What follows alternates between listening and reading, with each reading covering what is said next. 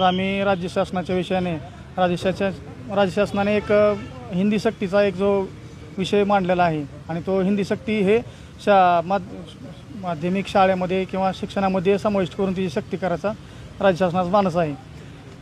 ह्या मानसाच्या उद्देशाने आमचं असं म्हणणं आहे की राज्य शासनाने मराठी सक्ती आहे त्याचं संवर्धन करावं, जतन करावं, त्याची वाढ करावी। इतर कोणत्याही राज्यामध्ये हिंदीची सक्ती नाही आहे, केवळ महाराष्ट्रामध्ये हिंदी सक्ती करण्याचा उद्देश काय आहे या शासनाचा ह्यावरून दिसून येत नाही।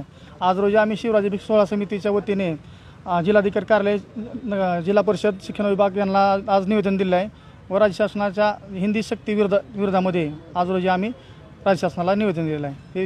हिंदी सक्ती सांगाल काय निवेदन दिले, काय मागणी केली? जय शिवराय। आम्ही शिवराज्याभिषेक सोहळा समिती धाराशिवच्या वतीने आज जिल्हाधिकारी, जिल्हा परिषद शिक्षणाधिकारी, त्याच्यामध्ये प्राथमिक, उच्च माध्यमिक आणि माध्यमिक अशा सर्वांना एक निवेदन दिलेलं आहे जे महाराष्ट्रामध्ये मराठी भाषा आहे आणि तीच मराठी भाषेला या ठिकाणी प्राधान्य आहे। ते प्राधान्य असताना सुद्धा राज्य शासनानं हिंदी भाषेची सक्ती करण्याचा एक रात्रीतून अचानक जी आर काढलेला आहे, तर त्या जी आरला आमचा अतिशय सक्त असा विरोध आहे आणि त्या विरोधामुळे आम्ही हे जे निवेदन दिलेले आहेत हे निवेदन महाराष्ट्र राज्य शासनापर्यंत, मुख्यमंत्र्यापर्यंत आणि राज्यपालापर्यंत पोचले पाहिजे आणि मराठीच भाषा या ठिकाणी आमची चालली पाहिजे।